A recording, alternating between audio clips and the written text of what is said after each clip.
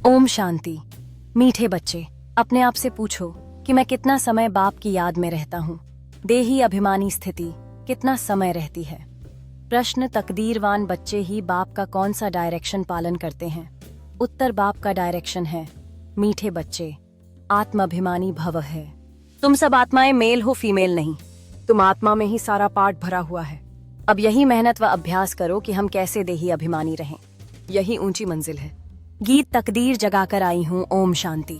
मीठे मीठे रूहानी बच्चों ने गीत सुना। रूहानी बच्चे अर्थात जीव की आत्माओं ने कहा कि हम नई दुनिया की तकदीर यानी स्वर्ग की तकदीर बनाकर रूहानी बाप के पास बैठे हैं। अब बच्चों को रूहानी अभिमानी अर्थात आत्म अभिमानी बनना है।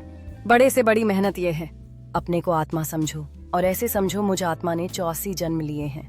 कभी बैरिस्टर, कभी क्या बना हूँ। आत्मा मेल है, सब ब्रदर्स है ना कि सिस्टर्स।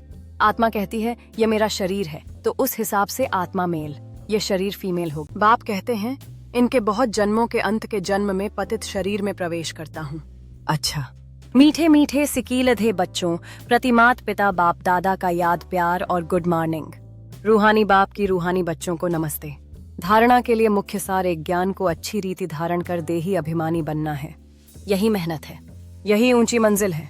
इस मेहनत से आत्मा को सतो प्रधान बनाना है। 2 जिन्न बनकर याद की यात्रा करनी है। माया कितने भी विघ्न डाले लेकिन मुख में मुलहरा डाल देना है। माया से तंग नहीं होना है, एक की याद में रहकर तूफान हटा देने हैं। वरदान साधनों को यूज करते हुए साधना को अपना आधार बनाने वाले सिद्धि स्वरूप भव कोई भी पुरानी दुनिया के आकर्षणमय दृश्य अल्पकाल के सुख के साधन यूज करते व देखते हो तो उन साधनों के वशीभूत हो जाते हो। साधनों के आधार पर साधना ऐसे है जैसे रेत के फाउंडेशन पर बिल्डिंग।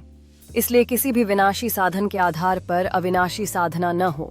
साधन निमित्त मात्र हैं और साधना निर्माण का आधार है।